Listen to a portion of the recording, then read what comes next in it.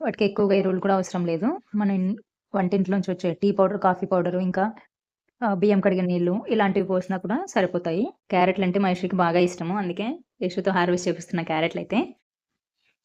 Hi అందరికీ, welcome to my channel.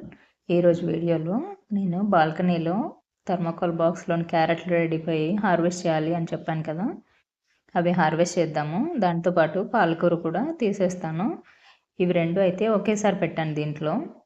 ఇంకా క్యారెట్లు ఇంకా కొద్ది రోజులు ఉండాలేమో, కాకపోతే నేను చూద్దాం ఎంతవరకు పెరిగాయో అని తీసేస్తున్నా. ఈ బాక్స్ ఖాళీ చేద్దామని ఇంకా 2 ఒకేసారే తీస్తున్నా అనమాట. ముందు పాలకూరను తీసాను, ఇలా వేర్లతో సహా పీకేసాను మొక్కలు. పాలకూర చూసారా ఎంత ఫ్రెష్గా ఉందో. ఇలా చిన్న చిన్న ఆకుకూరలైనా మనం బాల్కనీలో పెంచుకోవడానికి ప్రయత్నించవచ్చు. ఎందుకంటే ఆకుకూరలని ఈజీగా పెంచేసుకోవచ్చు.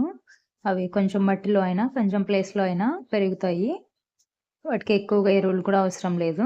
మన వంటింట్లోంచి వచ్చే టీ పౌడర్, కాఫీ పౌడరు ఇంకా బియ్యం కడిగిన నీళ్ళు ఇలాంటివి పోసినా కూడా సరిపోతాయి. కూరగాయలు వాటికంటే ఎక్కువ ప్లేస్ కావాలి, ఎక్కువగా ఫెర్టిలైజర్స్ ఇలాంటివన్నీ వేయాలి కదా! ఆకుకూరలతో అలాంటి ప్రాబ్లం అయితే లేదు. అందుకే మీకు ఎవరికైనా గార్డెనింగ్ ఇంట్రెస్ట్ ఉండి ఇలాగా చిన్న చిన్న బాల్కనీలుంటే ఆకుకూరలైతే పెంచుకోవచ్చు. నేను ఇలా ఆకుకూరలే ప్రయత్నిస్తున్నాను. నాకైతే గార్డెనింగ్ చాలా ఇష్టం. నేను ప్రతి వీడియోలో చెప్తాను ఆకుకూరల వరకైనా పెంచుకోవచ్చు అని. మీలో ఎవరికైనా ఇంట్రెస్ట్ ఉంటే కూడా ట్రై చేయండి. ఆకుకూరని పప్పులోకి పెట్టేశాను. ఇంకా తర్వాత క్యారెట్లు. యశు కూడా ఈరోజు వీడియోలోకి వచ్చేసాడు. క్యారెట్లంటే మా యశుకి బాగా ఇష్టము. అందుకే యశుతో హార్వెస్ట్ చేపిస్తున్న క్యారెట్లయితే. అవి యశు తీస్తే వస్తాయో రావో కొంచెం లూజ్ చేద్దాం అనుకున్నా, కానీ మా యశు పట్టుకొని లాగంగానే వచ్చేసింది ఫస్ట్ ఒకటి. దాన్ని కడిగి ఒక ప్లేట్లో పెట్టేశాను. ఇంకా రెండోది కూడా తీసాడు. మళ్ళీ దాన్ని కడిగి ప్లేట్లో పెట్టాను. కనిపిస్తున్నాయి కదా ఎంత చిన్నగా ఉన్నాయో. మార్కెట్లో పావు కిలో 10 రూపాయలు అనేసి ఇంత చిన్న క్యారెట్లు దొరుకుతుంటాయి. అప్పుడప్పుడు తీసుకొస్తుంటాను యశు అప్పుడప్పుడు తినడానికి. అంత చిన్నగా అయితే ఉన్నాయి. ఇంకొకటి ఉంది, అదైతే మరీ చిన్నగా వేలు కంటే చిన్న సైజులో ఉంది.